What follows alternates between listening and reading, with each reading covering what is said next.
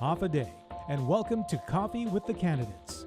This series was created to educate and inform Guam's voting population on the positions candidates running for office take on some of the island's most controversial topics.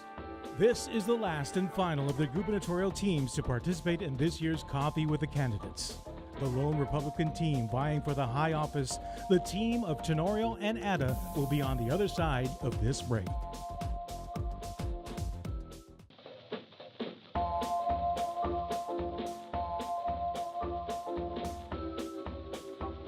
Welcome to Coffee with the Candidates. I'm Patty Arroyo. We are interviewing the gubernatorial team of Tenorio, Ada. I'd like to introduce, as if you don't already know him, the former senator and a candidate for the lieutenant governor, Tony Ada. Hafide, good afternoon, good morning, everyone. Again, hello. Yeah, hello. How are you? I'm doing good, thank you, Patty. It's so, it's so good to see you. I don't run into you as often as when you were out there, as a senator in the legislature. Do you miss, being in that cluster of a body where you weren't necessarily singled out? I miss the legislature. It's a very unique place to be. You get the opportunity to make laws that affect our people and our everyday lives. Yeah. The policy making is not an easy job because at any point of that, you can get criticized by the entire island either way, right? Yeah, definitely. And it's not an easy job to do, but if you have the passion for it, it's very rewarding because you can, like I said, make changes in people's lives that are greater for our island too. I think that, correct me if I'm wrong, but you came into politics, active politics, a little bit later into your life. Yeah, very later into my life. Much later into your life. And you had a whole nother career that was not even affected by any sort of government regulations other than the normal stuff. But having come from, providing funeral services into politics, how many beers in did that idea come up in the back kitchen? Well, I was in the military prior to coming back to home and serving in the family business for many years. It was 19 years and then decided to get into politics. And, my dad, being a former senator, had a great role in that. And he said, son, when you can make a difference in people's lives, that's very rewarding, and I've always taken that to heart. And he's always told me, when you do it right. So would it ever be hard to go back into the private sector, especially in your line of business? No, not at all, because it's still helping families, helping people. And that's what I love, is to always help people. Well, now suddenly you've catapulted into this strange limelight that is running for the second highest office in government on Guam.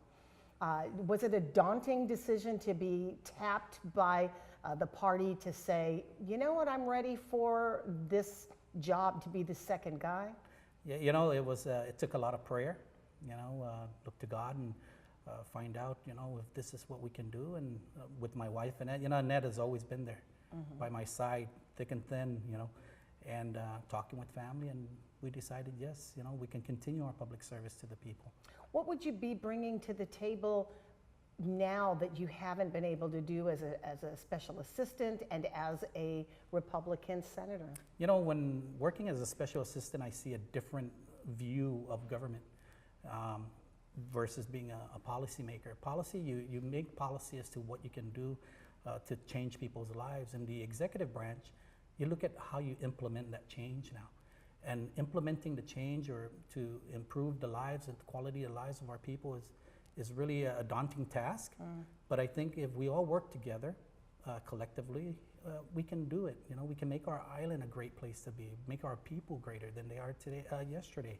I asked the lieutenant governor, the gubernatorial candidate, your running mate, whether or not it's daunting to be able to go into a transition from one administration after you've already been in the administration.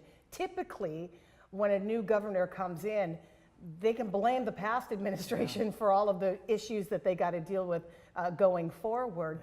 But you'd have to be blaming yourselves to use that as a reason why something wasn't done. How are you going to make that transition? Well, when you look at each administration, every administration has done great things. And when you look at things that have not been accomplished, that's where you can turn around and you can focus on, right? Okay, what is it that we're lacking today that the previous administration wasn't able to complete? You know, we can continue to work on progress for our island. Change is progress, and progress is change.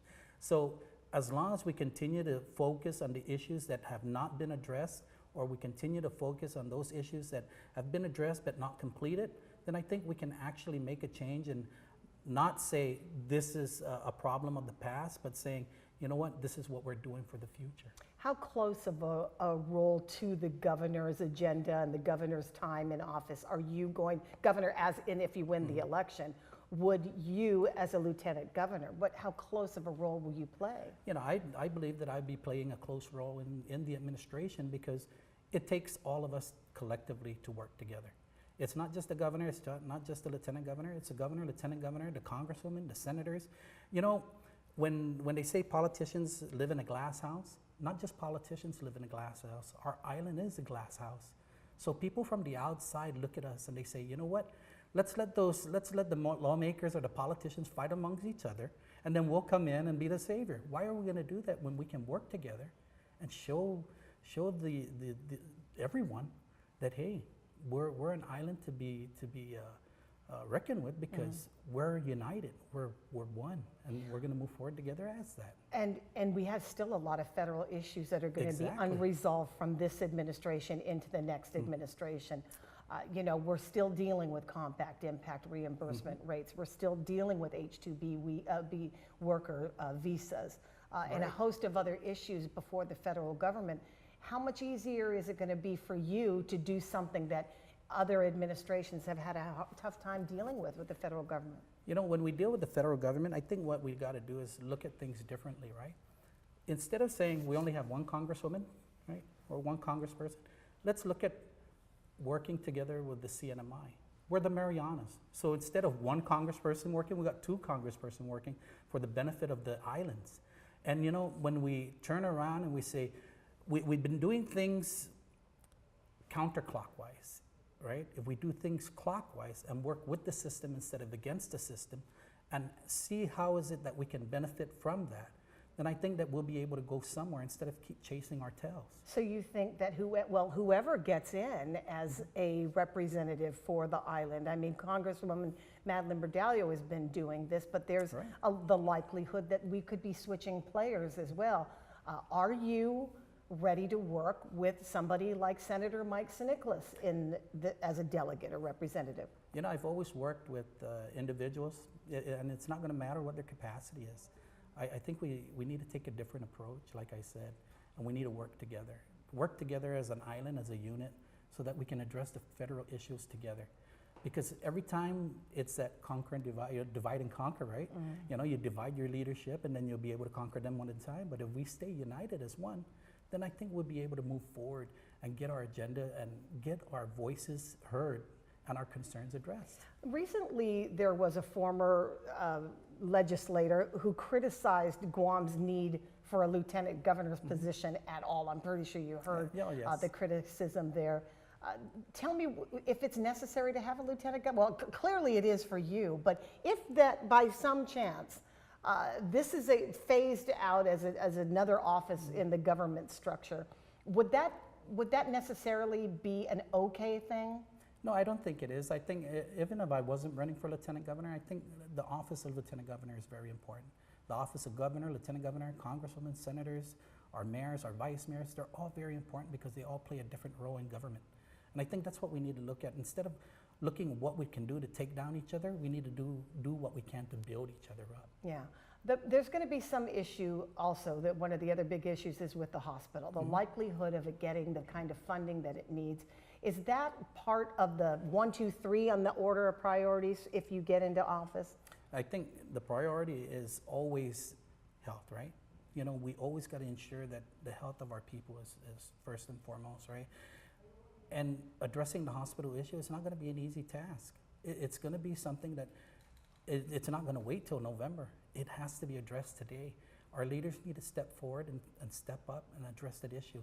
We wait any longer, we don't know what the condition of the hospital will become January, you know, whoever is elected into office. Yeah. I got to ask you this question about your running mate and the difficulty there was and a little blimp during the campaign season where he was into some trouble at that barbecue event in Tumon. What was your initial response to that when you heard what happened and his admission of the events of that night? Well, you know, he took responsibility for his actions, and he apologized, and you know what? It moved on to already being reported and then up at the AG's office, and I said to myself, everyone's done what they needed to do. It did the process what they needed to do, right? They reported it, they moved it to the AG, the AG's doing whatever they need to do. And I told my partner, I said, you know what, I'm there with you 100%, you know, I'll stand by you 100%. Yeah, so there wasn't, you don't feel like it slowed down the momentum for the campaign at all? You went back on the trail as fast as you could? Oh, definitely. And the reception has been good? It's been very good, you know, yes, you know, we got to go out there and we work hard every day, and we're going to continue to work hard every day. Well, you have a long road ahead of you still, and you got to have some kind of stamina to be out there in this heat waving. Yes. Does it get old? You know, it doesn't get old. Really? Yeah, it's very enjoyable. Every day you get to see different people, you meet different people. And that's, you know, even in my family business, right? We meet different people every day. And people that just become acquaintances, become friends. From friends, they become family. Yeah. So I've just garnered a whole the funeral setting, albeit, you know, awkward sometimes, has always been a great platform. I think, because that is a campaigner's nest right there, going to funerals and meeting other people. Well, you know, when people go to pay respects to someone, I think it's great of them, because, you know, especially our island leaders, because whether they supported them or not, or, you know, our island leaders should always be there, because that's their constituents. They come together. That's the people that, At that. Well, I appreciate your time. Thank you so much. Oh, Good thank luck you, to you, Thank you so much. we'll see you on the campaign trail, I'm sure, with only weeks to go. Oh, definitely. Thank you very much. We are going to come right back with the Lieutenant Governor and the running mate of Tony Addott for the Governor of Guam on Coffee with the Candidates. We'll be right back.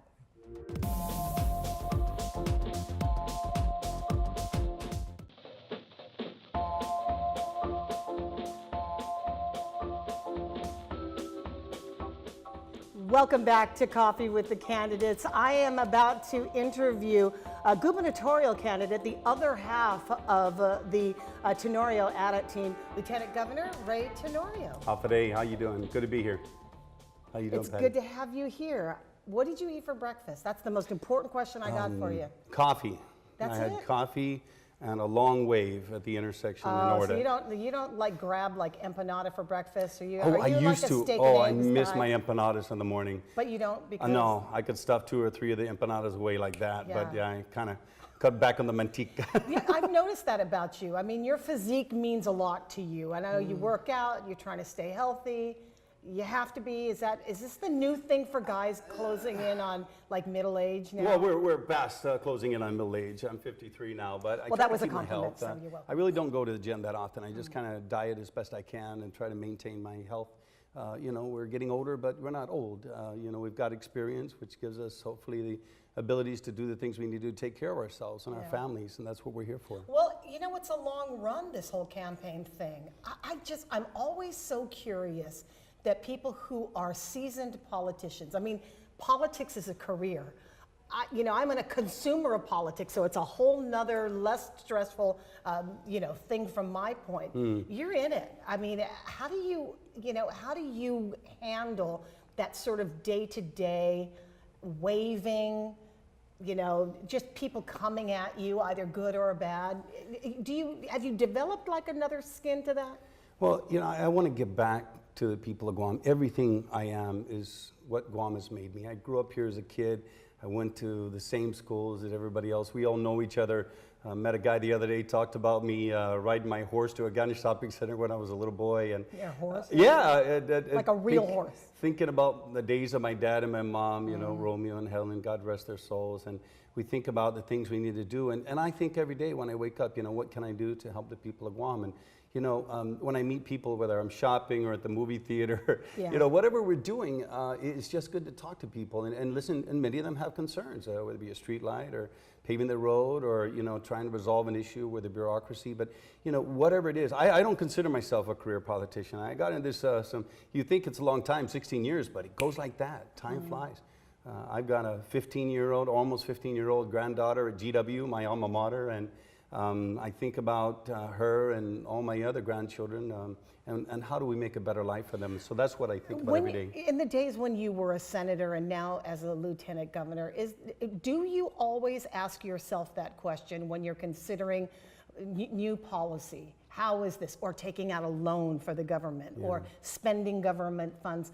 Does it always come to you like, what's this going to mean for my granddaughter 20 years down the line? Well, I look at the infrastructure. I mean, what are we investing in? Investing in people and empowering them.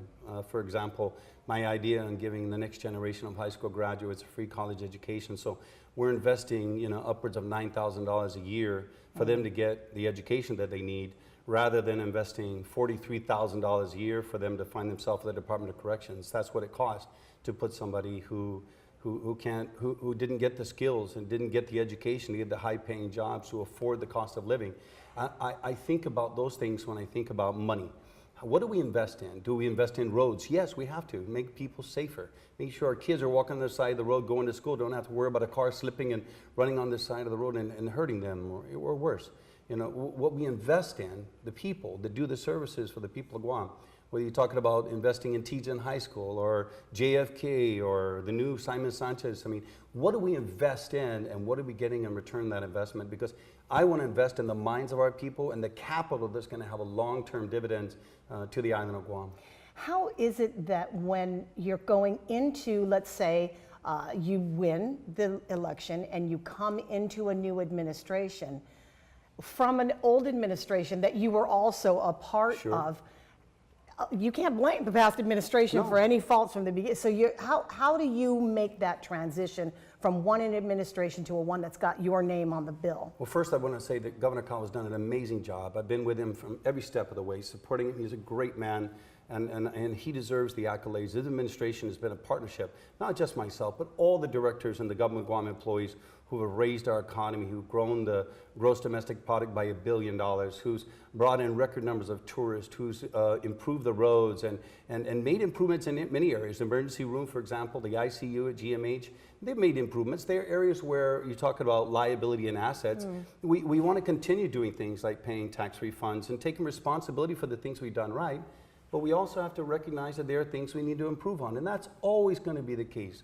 Every governor, from Governor Felix Camacho, Joe Ada, Carl Gutierrez, Ricky Bradalio, Eddie Calvo, at the end of that 8 years, there's going to be great progress in one way or another. There's going to be deficits in areas where you need to make improvements. Where do we make up for the bottom line to make sure that, the hospital is finally taken care of, that they don't have a power problem that's going to cripple the ability to deliver services. But these are the things we do every single day. We assess the things that need to be done. We look at the long-term vision, but we come in there, of course, Tony Ada is a great man and his family, and is so happy to have him as a running mate. To look at the problems we need to handle in the next administration. We're working from the experience that we've taken in this first administration and building on that progress that we've made and recognizing the weaknesses we need to make up for. Is it going to be a difficult way to try to convince the voters that the agenda that you have for next year isn't an expansion of the agenda that has not yet been completed? I think that it's going to be expansion from the standpoint we're going to still pave roads, we're still going to pay tax refunds, we're still going to make improvements in e-government, but we're going to make other things happen as well. Like I said about the free college tuition, I think that's important. Investing in training, not just for individuals coming out of high school, but people who are finding themselves homeless, be able to give them a skill so they can go to a marketable job, that they can make a living, they can stand on their own 2 feet. I think it's not just what Governor Calvo has done with Ray Tenorio. It's what Ray Tenorio can do with Tony Ada. It's always the next iteration of leadership. And we're here to make a difference in many respects. I want to grow the economy, bring in more tourists, do the things that we have done well, and then build on that. E-government is a real big part of what I want to do as well. Well, the Republican campaign and platform clearly thought that you were the prize because there's only one candidate running on that ticket. Are you like the knight in shining armor for the Republican Party? I have to tell you, I'm very honored. We've had great people, Governor Felix Camacho, Governor Eddie Calvo, Governor Joe Ara, all of them have in many ways, in many different conversations, come together and had the solidarity. We've worked together, Lieutenant Governor Mike Cruz. We've been able to show that this administration, the Republican Party for that matter, has been one that's continued to lead Adelup in positive ways, working as best we can with whoever's on the legislature. And you can see clearly, whether it be Republican or Democrat, the senators in the legislature, they're not in lockstep with us. They have a mind of their own and they act that way. But I think as a party, we've been able to recognize that it's in our best interest to come together, to look how do we not fight each other, to be able to get the confidence of the people of Guam. And with Tony Ada, and a great man as he is, and his family, and a passionate man who's compassionate about serving our people like I am, I think we've got the right team. But on the Democratic ticket, you've got all of the candidates there. Are they friend or foe, Carl Gutierrez? All of them are friends. You don't have all to of them are friends. Yes, okay, I'm not going to go through the list, I'll but tell you this, who is closest to your agenda of all of the Democrats on the ticket? I don't know that I would say that any of them are diametrically opposed. I think we all have similar goals. We want to see how do we raise the quality of living? How do we continue paying tax refunds? I think we all have the same goal. The question is, how do we get there? And who has the experience? Who's been there? Who's had the opportunity to make those changes? I think many of those people, every one of them in one way or another, been involved in politics. So I think every person has an opportunity, as I have, to be I guess, change agent is what I want to say. But I've been part of this transformation that this government has seen in the last 8 years. We want to continue the progress. We also want to attack the issues that we haven't yet finished. And there are many things that need to get done. Has your campaign, do you think, in your opinion, did your campaign suffer a setback with the debacle that happened at that barbecue during the campaign season? Did you feel like there was a bit of a setback in maybe your regular loyalty base? Had they wavered? Had there been questions? Did you consider not running? Absolutely not. I'm committed. I am dedicated to serving the people of Guam in my best capacity. I met with the village organization. I met with our leaders. Everybody is absolutely out there. We went waving, as I told you earlier, with Tony Ada, and you cannot believe the level of enthusiasm that we get. I mean, the number of people is not just, raising their hand from the steering wheel and going like this. It's like, the absolute dedication, the flashing, the headlights, the honking of the horns, not just in front of us, but behind us that pass us and recognize us. We have a lot of enthusiasm. Running from house to house, I did in Tenorio, Salisbury Street just the other day, and went from house to house to house, and many of them are asking for signs.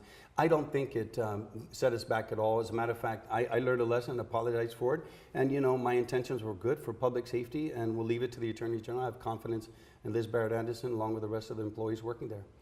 The governor has confidence that you can continue to be the czar for public safety. Do you feel like you still have that base in the Guam Police Department among the men in blue and women in blue? Absolutely. I talked to one of the police officers the other day and says, that's what cops do. They test each other to make sure that it's safe. And that's what guys in the military do in certain respects. If you got your night vision goggles and, you're not checking it, they'll check you. This is what we do to make sure that public safety is assured. That's what we do in any given area. There's a certain kind of, camaraderie that is there. And I think the police officers understand.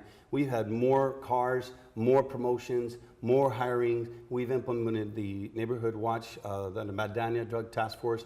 I think everybody in public safety understands that we've made strides in public safety. We're down in most categories in crime, and the trends, notwithstanding social media, you'll see. I mean, you've got your fingers on the pulse, what's happening on WhatsApp, on Instagram, on tweets, on Facebook. Everything is now. So I think when you look at public safety, we've made progress, and we'll continue to make progress. Well, good luck to you. Thank you so much, for the rest of the Patty. campaign. I really appreciate that. I wish you well. I wish the team well. Thank you so much. Thanks for joining us. You're and thank welcome. you all for joining us here on Coffee with the Candidates. We'll see you next time.